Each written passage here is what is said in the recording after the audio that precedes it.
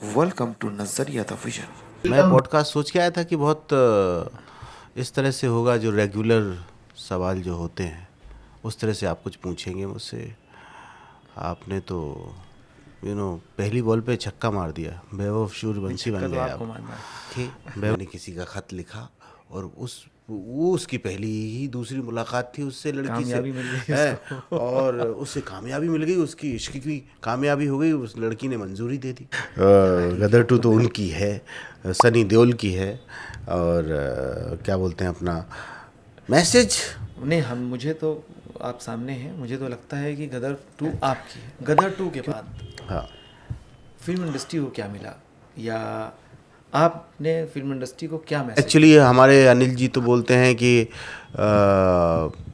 ये फिल्म भारत देश की है, मतलब आपकी फिल्म है। किसी ने मुझसे कहा था कि वो कहानी बनाएंगे, तो मैं गया था उनको कहानी सुनाने। तो उन्होंने कहानी सुनी, उन्होंने कहा तेरे कैरेक्टर बहुत अच्छे हैं, बहुत बढ़िया लिखे हैं तूने कैरेक्टर, बहुत डायलॉग्स भी बहुत अच्छे, लेकिन ये कहानी मैं बनाऊंगा नहीं। अच्छा, क्योंकि मैं अभी कोई दूसरी कहानी बना रहा हूँ। अगर तुम उसमें जुड़ सकते हो तो अच्छी बात है। तो उन्होंने उससे शगुन है, तूने अच्छा लिखा, अब हम थोड़ा सा कहानी पे बैठेंगे, इस पे काम करेंगे। बाद में वही फिल्म जीनियस बनी। वनवास लिखते वक्त आपका कौन सा इमोशन सबसे ज़्यादा दिल के करीब रहा आपके? ये एक्चुअली मेरे और अनिल जी की इमोशन, वो सोच एक ही थे, हम लोग एक ही पेज पे थे। फिर बाद में नाना पाटेकर साहब आ गए, वो भी एक ही पेज पे थे।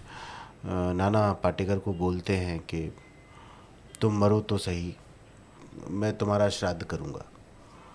वो वाला जो डायलॉग है, मेरे आंसू आ जाते हैं। जिस हिसाब से कहा, एक चोर लड़का जो उनका खुद का लड़का जैसा हो लिखा गया। था गाना इसमें? मैंने उसमें लिखा था, छबीली के नैना कटीले कटीले, सुनाई थी कि मेरी गजल की जैसी है, मत पूछो वो कैसी है, खोया खोया मैं रहता हूँ, वो भी मेरी जैसी है, फलक नहीं है वो झूठा सा, सच्चा संगम जैसी है, और वो कह दे तो मर जाऊं, वो कह दे तो मर जाऊं, हर बात मानने जैसी है, मत पूछो वो कैसी है। आइए सुनते हैं कुछ ऐसी बातें जो सिर्फ कानों से नहीं, दिल से महसूस होती है। कहते हैं कि बॉलीवुड में सितारे चमकते हैं, लेकिन बहुत कम लोग पूछते हैं कि उन सितारों को चमक देने वाले अल्फाज कौन लिखता है।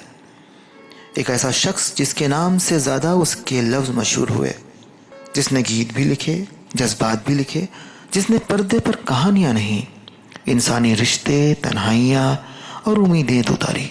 मगर सवाल ये है, क्या बॉलीवुड वाकई उतना ही हसीन है जितना दिखाई देता है? क्या एक राइटर के सपने भी उतने ही आसानी से पूरे होते हैं जितनी आसानी से एक हीरो पर्दे पर जीत जाता है? और वो कौन सी कीमत है जो एक कहानी लिखने वाला अपनी हर कहानी के साथ अदा करता है? आज नज़रिया द विजन में हम मिल रहे हैं एक ऐसे ही फनकार से जिनकी कलम ने सफ़र भी देखा है और सफलता भी, तन्हाई भी सुनी है और इंतज़ार की खामोशी भी। Please welcome writer, poet, story teller Sunil Sirvaiya. आप किसी